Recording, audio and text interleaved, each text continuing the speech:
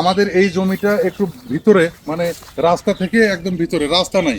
তো কোনো দিক দিয়ে এই জমিটাতে আমরা আসতে পারি না। আল দিয়ে যখন আসি তখন আল আল দিয়েও হাঁটতে দেয় না মানুষটা, আমাদের ধান নষ্ট হবে। কিন্তু আমরা কি অন্য ধান নষ্ট করবো? আমরা শুধু আমাদের ফলনটাতেই আসবো যে আমরা কিভাবে এটা দেখাশোনা করতে পারি। এই দেখেন আল, এই পার্শ্ববর্তী জমিটা, এই জমিওয়ালা ইনি ধান আবাদ করছে। এই এনার ড্রেন করছিলাম আমরা, ড্রেন পানি দেওয়ার ড্রেনও দেয় না। দেখেন আজকে তার ধানের অবস্থা। তার ধান একদম আমার 25%ও আসে না এই ধানের কোয়ালিটি।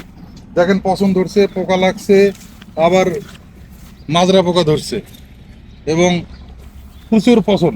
দেখেন, আর আমাদের ইনশাল্লাহ আমাদের ধানটা কত সুন্দর হয়েছে আল্লাহর রহমতে।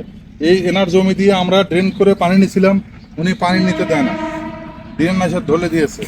দেখেন আমরা অনেক কষ্ট করে পানি দিছি, অনেক ইয়ে থেকে অন্য দিক দিয়ে অনেক কষ্ট করে পানি নিয়ে এসে দিছি। দেখেন আল্লাহর রহমতে আমাদের ধানটা খুব ভালো ধান হয়েছে। আল্লাহ কি না পারে, আল্লাহ মরা গাছেও ফুল ও ফল দিতে পারে। আমাদের সেটাই, আল্লাহর রহমতে আমাদের মনের আশা পূর্ণ হয়েছে। আমাদের ধানের আবাদ খুব ভালো হয়েছে। তো সবাই ভালো থাকবেন। আল্লাহর অশেষ রহমত যেন আমাদের প্রতি থাকে। আল্লাহ যেন সকল কাজে আমাদের বরকত দান করেন। আমিন। আপনাদেরকে জানাই অরণ্য এগ্রোর পক্ষ থেকে আবারও শুভেচ্ছা ও সালাম। আসসালামু আলাইকুম রহমতুল্লাহ বারাকাতুহু।